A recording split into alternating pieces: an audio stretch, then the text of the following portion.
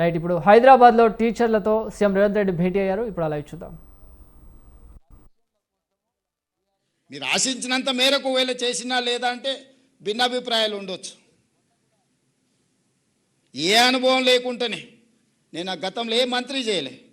అనుభవం లేకపోయినా 30 నెలల నుంచి తెలంగాణ రాష్ట్రాన్ని అయితే కలగాపులగం అయితే చేయలే కదా, జాగ్రత్తగా నేను నడుపుతున్నా కదా.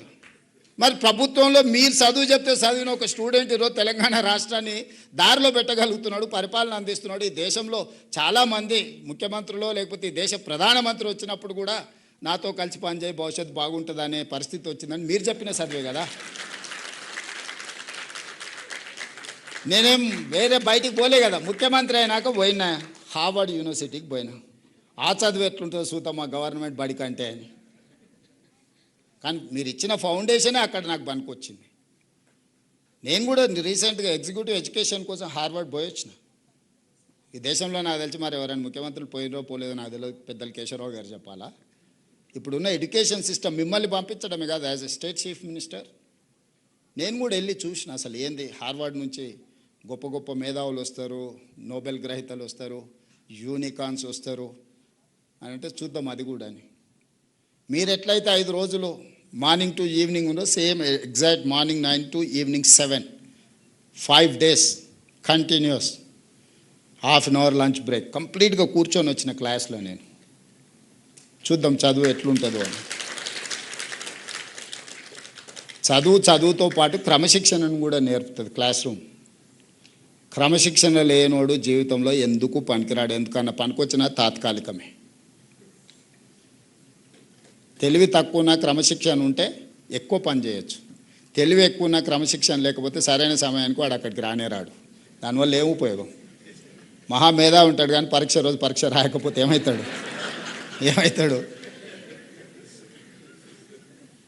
అట్లనే ఈరోజు మిత్రులారా మనందరం ఒక 5 ఏళ్ళు ఒక మంచి ఆలోచన చేద్దాం. మనం ఇబ్బందులలో ఏం లేం, ఆకలితో ఏం చచ్చిపోతలేం. కుటుంబం కూడా అత్యంత దారుణమైన పరిస్థితులలో ఏం లేం. నా టీచర్లు అందరూ మంచిగా గౌరవంగా ఆర్థికంగా సమాజంలో చాలామంది కంటే బాగా ఈరోజు వాళ్ళు ఉన్నారు. వాళ్ళు సంఘాలు వేళ మీకు చెప్పిన మీరు సొంతంగా ఆలోచన చేసుకోండి. మీరే నాయకులను తయారు చేసేది కూడా మీరే. 5 సంవత్సరాలు మేము పేద విద్యార్థుల కోసం ప్రభుత్వ పాఠశాలకు వచ్చే పిల్లల కోసమే మేము అంకితం అవ్వదలుచుకున్నాము. 5 సంవత్సరాల తర్వాత మేము వెనక్కి తిరిగి చూసుకుంటాం. ఒకవేళ ఏమైనా కోల్పోతే మా రేవంత్ అన్న దగ్గరకు పోయి మేము కొట్లాడి తెచ్చుకుంటామని మీరు మనసులో పెట్టుకోండి. 34 వరకు నేనే ఉంటా, మీకు ఎవ్వరికి ఏం అనుమానం లేదు. ఈరోజు 26, 31 వరకు పిల్లల కోసం పనిచేయండి. ఈ 5 ఏళ్ళు మీ బాధ్యత నేను తీసుకుంటా. మీరు అడగకుంటేనే మీ సమస్య జెన్యూన్ ఇష్యూస్ ఏమున్నా 6 నెలలకు ఒకసారి ఒక హాఫ్ డే మీ సంఘాలను మీ నాయకులను పిలిచి కూర్చోబెట్టి క్వాలిటీ డిస్కషన్ చేసి చీఫ్ సెక్రటరీ కానీ ఎవరికైనా అంతెందుకు 2 విషయాలు మీతో పంచుకోదలుచుకున్నా. జనవరి 2024 1 తారీఖు కంటే ముందే నన్ను 1వ తారీఖు మీ జీతాలు వచ్చినాయి. గుండెల మీద చేసుకొని చెప్పండి. తెలంగాణ వచ్చిన తర్వాత 10 సంవత్సరాలు 1వ తారీఖు నాడు మీ ఖాతాలో జీతాలు పడ్డాయా? 24 జనవరి 1వ తారీఖు నాడు మీ ఖాతాలో వేయడం మొదలు పెడితే ఈ రోజు వరకు ఎప్పుడైనా 1వ తారీఖు నాడు మీ జీతాలు ఆగినాయా చెప్పండి. ఇది ఎవ్వరు మీరు అడగలేదే, మీ సంఘాలు అడగలే, మీరు అడగలే. ప్రతి నెల 1వ తారీఖు నాడు ఈ ప్రభుత్వం కోసం ప్రజల కోసం పనిచేసే వాళ్ళకి జీతం ఇవ్వకపోతే ప్రభుత్వం వైఫల్యం చెందినట్టే.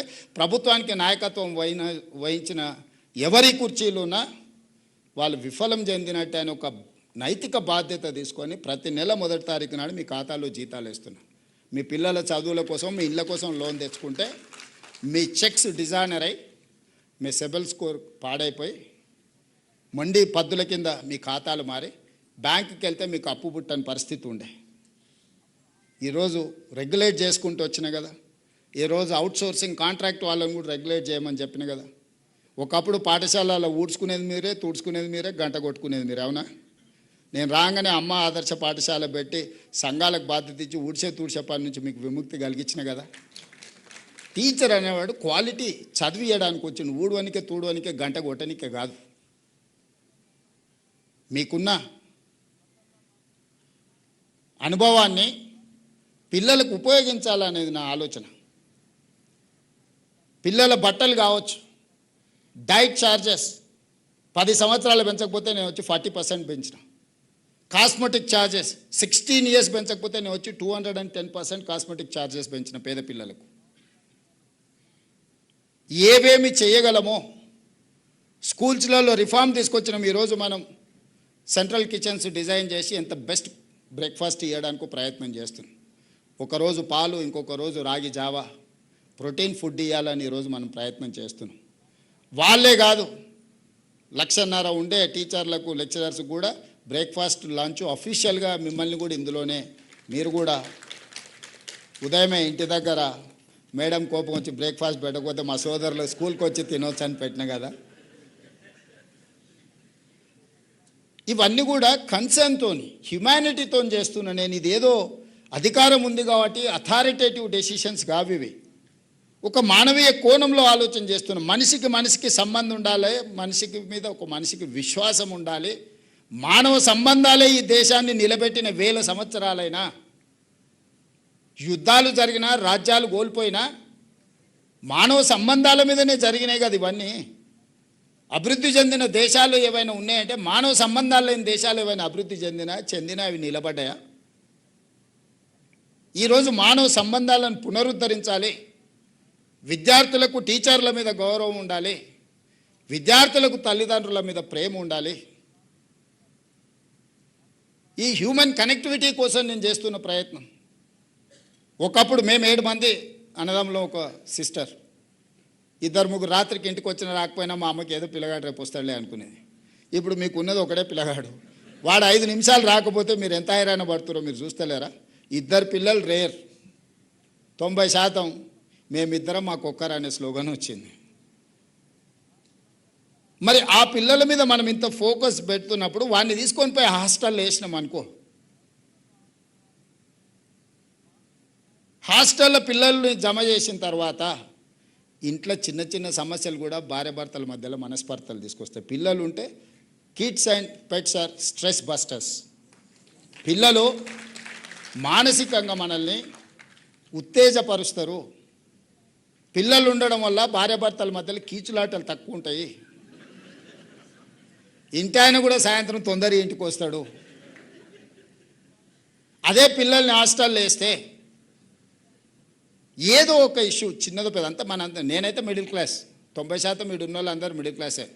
సూపర్ రిచ్ ఉన్న వాళ్ళ కిడ్స్ పేరెంట్స్ గురించి నాకు తెలియదు, కానీ మిడిల్ క్లాస్లో ఏముంటుంది మనకి? ఇంటికి వస్తే ఏదో చిన్నది టీవీ ఆన్ చేయలేదనో, ఆన్ చేసిరానో, ఏదో అడుగు తెచ్చిరానో, ఇయ్యలేదనో, అక్కలు ఈటీవో మాటీవో అని అంటే మనం ఏదో స్పోర్ట్స్ పెట్టమనో లేకపోతే సినిమా పెట్టమనో, ఇంతనే చెప్పారు. భార్యాభర్తల మధ్యలో 90% ఇవే ఉంటాయి. మీరు చూడండి, మీరు ఇంటికి పోయి రాసుకోండి ఒక నెల మొత్తం ఎందుకు కొట్లాడారు.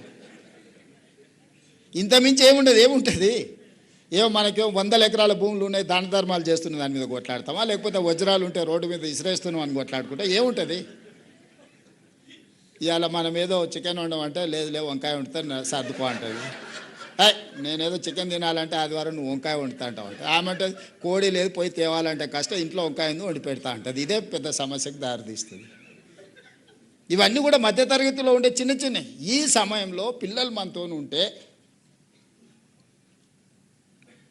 వీటన్నిటిని కూడా తగ్గించుకోవచ్చు. అందుకే నేను ఉదయం బ్రేక్ఫాస్ట్, మధ్యాహ్నం లంచ్ పెట్టి పిల్లల్ని సాయంత్రం ఇంటికి పోతే పేరెంట్స్తో ఉంటే ఒక హ్యూమన్ టచ్ ఉంటుంది, మానవ సంబంధాలు ఉంటాయి. తల్లిదండ్రుల పట్ల పిల్లలకు ప్రేమ ఉంటుంది. మా అమ్మ నా కోసం కష్టపడుతుంది, నేను సాయంత్రం ఇంటికి వచ్చే లోపల రొట్టె చేసి పెట్టిందో లేకపోతే మిరపకాయ బజ్జీ చేసి పెట్టిందో అని వాడికి ఒక అటాచ్మెంట్ ఉంటుంది.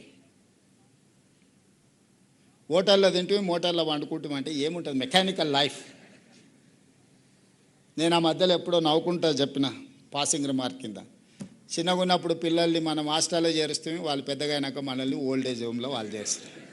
ఇంకెక్కడుంది మానవ సంబంధాలు? చదువు పేరు మీదనో లేకపోతే ఆర్థిక పరిస్థితుల్లో పిల్లల్ని తీసుకొని పోయి మనం హాస్టల్లో పెడుతున్నాం. వాడు ఒంటరిగా బతికేది అలవాటై దోస్తులతో తిరిగేది అలవాటు అయినాక ఇంట్లో తల్లిదండ్రులు ఉంటే వానికి విసుగు వస్తుంది. ఏది పొద్దుపోంది వీళ్ళని తీసుకొని పోయి ఓల్డ్ ఏజ్ హోమ్ లేపో అంటున్నాం. సమాజంలో మానవ సంబంధాలు విచ్ఛిన్నమైన తర్వాత ఏ దేశము బలంగా ఉండదు, ఏ కుటుంబము బలంగా ఉండదు. పిల్లలే మన సంపద. ఒకప్పుడు పిల్లలు ఎక్కువ ఉంటే బరువు అనేటోళ్ళు, ఖర్చు అనేటోళ్ళు. ఇప్పుడు పిల్లలు లేని సమాజం అభివృద్ధి లేని దేశాలుగా మారుతూనే మనం చూస్తున్నాం. ఆ పిల్లల బాధ్యతనే తల్లిదండ్రులు ఎంత తీసుకుంటుర్రో, నేను ఎందుకు ఇవి చెప్తున్నా అంటే తల్లిదండ్రుల దగ్గర కూడా ఉండట్లేదు. 90% ఆ పిల్లలు మీతో ఉంటున్నారు. ఇక మీరే పేరెంట్స్గా బిహేవ్ చేయాలి, మీరే ఎల్డర్లీ పర్సన్స్గా వాళ్ళని బిహేవ్ చేయాలి, వాళ్ళకి నేర్పాలి. వాళ్ళు ఇంటి నుంచి స్కూల్కి వచ్చి స్కూల్ నుంచి ఇంటికి పోతే ఒక పర్యవేక్షణ ఉంటుంది, లేకపోతే తల్లిదండ్రులతో ఉన్నవన్నీ ఒక నమ్మకం ఉంటుంది. అట్లా కాకుండా పూర్తి సమయం ఇక్కడనే ఉంటే హాలిడేస్ వచ్చినప్పుడు ఎప్పుడో తప్ప మిగతా సమయం అంతా ఆ పిల్లలు మీ దగ్గరనే ఉంటారు. మరి దేశ భవిష్యత్తు మీ చేతుల్లో, తరగతి గదుల్లో ఉందంటే అది టీచర్ల చేతుల్లో ఉన్నట్టే కదా. ఈ దేశ భవిష్యత్తునే మీ చేతుల్లో పెడుతున్నాం. ఖర్చు పెట్టడానికి నాకు అభ్యంతరం లేదు. ఇంకెక్కడైనా దుబారా ఉంటే నేను తగ్గిస్తా. అవసరమైతే అందిన కాడల్లా తీసుకొచ్చైనా విద్యాశాఖ మీద నేను ఖర్చు పెడతా. మీరు ఏం కావాలో పిల్లల కోసం అడగండి, ఇవ్వకపోతే చూడండి. నా సూచన ఒక్కటే, సంఘాల నుంచి టీచర్ల వరకు 5 ఏళ్ళు పిల్లల కోసం ఆలోచన చేయండి. వాళ్ళకి ఏం కావాలో మౌలిక వసతుల నుంచి చాలా రిఫార్మ్స్ ఉన్నాయి. నేను స్టెప్ బై స్టెప్ చెప్తా. ఇప్పుడే చెప్తే ఇంత మంచి కార్యక్రమం, మీడియా పరంగా వివాదాలు, రకరకాల ఆలోచనలు, వాటి చర్చకు దారి తీయదలుచుకోలే. నేను మిమ్మల్ని అడుగుతున్నా, ఒకప్పుడు రవాణా వసతులు లేనప్పుడు, ఊర్లో నుంచి బయటికి రాలేనప్పుడు, సమస్యలు ఉన్నప్పుడు సింగిల్ టీచర్లు అక్కడ పెట్టినాం. ఇవాళ క్లాస్లో 3 పిల్లలు ఉన్నారు, ఆ ఊర్లో 5 మంది టీచర్లు. నల్గొండలో 9 మంది టీచర్లు ఉన్నారు, 0 పిల్లలు ఉన్నారు 6-7 ఏళ్ళ నుంచి. ట్రాన్స్ఫర్ చేస్తా అంటే ఆ టీచర్ రోడ్డు మీద వచ్చి రాస్తారు, ఒక చేశారు, మాకు ఇన్నే బాగుంది సార్, ఇన్నే ఉంటామని. ఎట్లా ఇది? ఎట్లా మీరు చెప్పండి, మీరే పరిష్కారం చెప్పండి. నేనేమంటున్నా అంటే మీ మండలాన్ని మీరు యాజ్ ఎ యూనిట్ తీసుకోండి. మీరు ఎక్కడ పనిచేస్తే అక్కడ మీ మండలాన్ని ఒక యూనిట్ తీసుకోండి. Best of the best education ఇవ్వడానికి ఏం కావాలో మీరే ప్రణాళికలు ఇవ్వండి. మీకంటే ఎవరు ఉన్నారు అవగాహన ఉన్నోళ్ళు? మీకంటే తెలుగుకల్లోళ్ళు ఎవరు ఉన్నారు? మీకంటే నేను నమ్మడానికి నాకెవరు ఉన్నారు? మీరే కదా. మీరు చెప్పండి మీ మండలానికి ఏం కావాలి. మీ మండలంలో ఉండే ప్రతి పిల్లవాడు ప్రభుత్వ పాఠశాలకు రావాలి, వాడు ప్రయోజకుడు కావాలి. వాడికి ఏం కావాలో మీరు ఈచ్ మండల్ మీరు ఒక కార్యాచరణ ఇవ్వండి. అదే మేనిఫెస్టో. What is manifesto? ఈడ కూర్చొని నేను ఎందుకు, కింది నుంచి మీరు ఇవ్వండి. పైనుంచి నేను ఇచ్చే విధానం ఈ 70 ఏళ్ళు జరిగింది. ఇప్పుడు మార్చండి దీన్ని. 5 ఏళ్ళు మీరు ఇవ్వండి. నెక్స్ట్ అకాడమీకి ఏం కావాలనో డిసెంబర్ లోపల నాకు సబ్మిట్ చేయండి మండల్ వైజ్. క్లాస్లో 30 మంది, ఇప్పుడు మీరు ఇంతమంది ఉన్నారు కాబట్టి నేను మాట్లాడగలుగుతున్నా ఎఫెక్టివ్గా. నాకు కూడా ఒక కాన్ఫిడెన్స్ ఉంది. ముందర మీరు ఎవ్వరు లేరు, వేదిక మీద నేను 5రే ఉండడానికి ఎవరిని చూసి మాట్లాడాలి నేను? మీరు కూడా క్లాస్లో 30 మంది పిల్లలు ఉంటే చెప్పే చదువు వేరు, 3 పిల్లలు ఉంటే మీరు చెప్పే చదువు వేరు. ఇక్కడ నా ప్లేస్లో మీరు ఊహించుకోండి, మీ క్లాస్లో ఉన్న 30 మంది పిల్లలే మీ ఉత్ప్రేరకాలు. మిమ్మల్ని ఉత్తేజపరిస్తే మీరు చెప్పేటప్పుడు ఆ పిల్లల ఫేసులో అర్థమయ్యేదాన్ని బట్టి మీకు ఒక మోటివేషన్ ఉంటుంది. 1, 2, 3 పిల్లలు 5 క్లాసులు ఉంటే ఒకటే టీచర్ 5 క్లాసుల పిల్లల్ని ఒక రూమ్లో ఎట్లా చెప్పాలి? మీరే చెప్పండి. మీ ప్రాక్టికల్ ప్రాబ్లం కదా. ఒక సింగిల్ రూమ్ ఉంటుంది, 1 నుంచి 5వ తరగతి వరకు ఉంటుంది, టీచర్ ఒక్కడే ఉంటాడు. 1వ తరగతి ఆడే కూర్చునే, 2, 3, 4, 5 ఆడనే కూర్చుని ఎవరికి చదువు చెప్పాలి, ఎవరికి వినిపించాలి? ఏం చెప్పాలి మీరు? వాళ్ళని రూమ్లో కూర్చోబెట్టి కట్టితో 2 దెబ్బలేసే వరకే సాయంత్రం అయింది. అందుకోసమని ఒక మండలిని ఒక క్లస్టర్గా తీసుకోండి. నేను మా ఎడ్యుకేషన్ సెక్రటరీ గారికి నికోలస్కి నేను ఆదేశాలు ఇస్తున్నా. ప్రతి మండలం నుంచి టీచర్లను ఎంపవర్ చేయండి. ఆ మండలానికి బెస్ట్ ఎడ్యుకేషన్ ఇవ్వడానికి ఏం కావాలనో టీచర్ల నుంచే మీరు ప్రతిపాదనలు తీసుకోండి. డిసెంబర్ లోపల మీరు అన్ని దగ్గరలోకి వెళ్ళి మండలాలలో వాళ్ళు ఏం ప్రక్షాళన కోరుకుంటున్నారు, ఏం వెసులుబాటు కోరుకుంటున్నారు, ఏం ఇన్ఫ్రాస్ట్రక్చర్ కోరుకుంటున్నారో డిజైన్ చేయండి. వచ్చే అకాడమిక్ ఇయర్లో అదే ఇంప్లిమెంట్ చేద్దాం. డిసెంబర్లో నాకు వస్తే నాకు ప్రణాళికలు వేసుకోవడానికి ఉంటుంది, అమలు చేయడానికి ఉంటుంది. మీరు ఆలోచన చేసుకోవడానికి ఇక్కడి నుంచి 4 నెలల సమయం ఉంది, 120 రోజులు ఉంది మీకు. మీ మండలంలో ఏం చేస్తే ఏ రకమైన విద్యను అందిస్తే, ఏ రకమైన మౌలిక వసతులను అందిస్తే బెస్ట్గా మీరు పర్ఫామ్ చేయగలుగుతారు, బెస్ట్ రిజల్ట్ తీసుకొస్తారు. మీరు నిర్ణయించుకోండి. మీకేం కావాలో చేసే బాధ్యత నాది. నన్ను అడగండి, నేను ఇట్లా చేస్తే అట్లా చేస్తే దాన్ని ఎట్లా చేయాలనేది వదిలేసేయండి. మీరే చెప్పండి. మీరు చెప్పింది నేనంటే 5 సంవత్సరాలు మీరు ఇచ్చిన సూచనలు mandal wise as a cluster, ఆ మండలంకి ఏం కావాలో మండలం ఉండే టీచర్లు అందరూ కూర్చోండి. ఎన్ని స్కూళ్ళు ఉన్నాయి, ఎంతమంది పిల్లలు ఉన్నారు, ఎంతమంది టీచర్లు ఉన్నారు, మీకు కూడా ఒక దగ్గర నుంచి ఒక రిమోట్ ఏరియాకి ట్రావెల్ చేయడానికి మీకు పడుతున్న ఇబ్బంది, మళ్ళీ ఈవినింగ్ రిటర్న్ రావాలంటే ఇబ్బంది, ఒకవేళ మీకు ఆ ఊర్లో ఉందామన్న వసతులు లేకపోవడము, జాయింట్ ఫ్యామిలీ ఉన్నప్పుడు కుటుంబంతో కలిసి ఉండాలంటే ఆ ఊర్లో మీకు పరిస్థితులు లేకపోయి ఉండొచ్చు. ఇంటెన్షనల్లీ బయట ఉండాలని ఉండదు, అక్కడ ఏమీ లేకపోవడం వల్ల మనం కొంచెం దూరంగా ఉంటాం. దూరంగా ఉంటే ఓ రోజు పోవడానికి కష్టమైతే, ఓ రోజు రావడానికి కష్టమైతే, ఓ రోజు బస్సు వస్తుంది, ఓ రోజు బస్సు రాదు. రోజు కారులో పోతే జీతం అంతా కార్కే అవుతుంది, మళ్ళీ ఇల్లు ఎట్లా నడవాలి. అందుకోసమని మండలాన్ని ఒక యూనిట్గా తీసుకొని ఆ మండలంలో మీరు చూసి వచ్చారు. ఇప్పుడు ఫిన్లాండ్లో మీరు ఒక సిస్టమ్ చూసారు, జర్మనీలో ఇంకొక సిస్టమ్ చూసారు. లేదా ఈరోజు ప్రపంచ పరిజ్ఞానం అంతా మన గుప్పెట్లోనే ఉంది.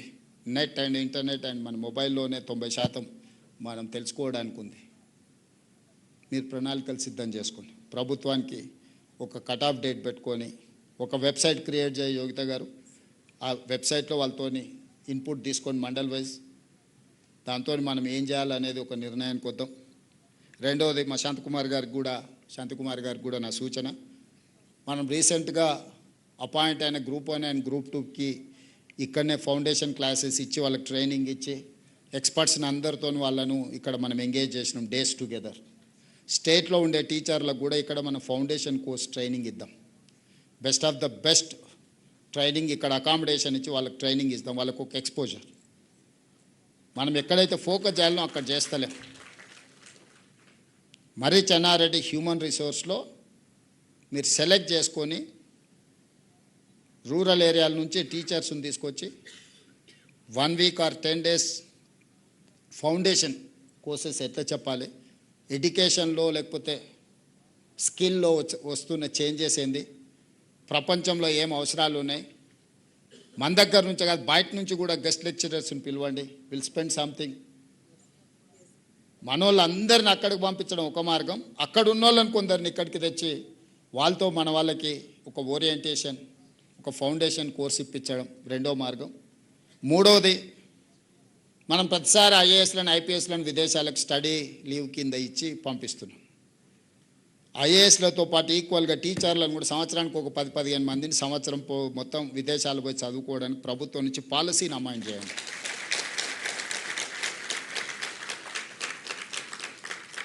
ఐఏఎస్ ఐపీఎస్ ఇక్కడికి వచ్చిన తర్వాత నాకు అవసరం ఉంది, నాకు బాటంలో అవసరం ఉన్నది టీచర్లు. On par with civil servant I wanted to send my teachers to abroad. That may be US, best of the best university. ఎక్కడ అడ్మిషన్ వస్తే అక్కడ ఫీజు కట్టి చదివిద్దాం.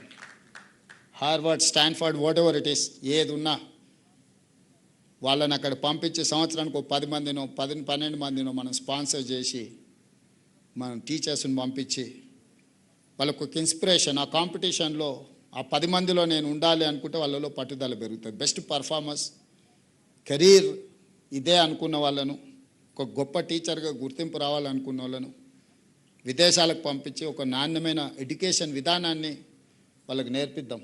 1 ఇయర్ స్టడీ లీవ్ ఇద్దాం, 1 ఇయర్ అవసరమైన వాళ్ళ ఎక్స్పెండిచర్, వాళ్ళకి ఏం కావాలనో ప్రభుత్వం నుంచి మనం ఖర్చు పెడదాం.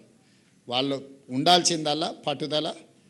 ఈ ప్రభుత్వ పాఠశాలలో చదువుకునే పిల్లలకు ఒక దిశ నిర్దేశం చేసే విధానాన్ని మన సిస్టంలో మనం కరెక్ట్ చేసుకుందాం.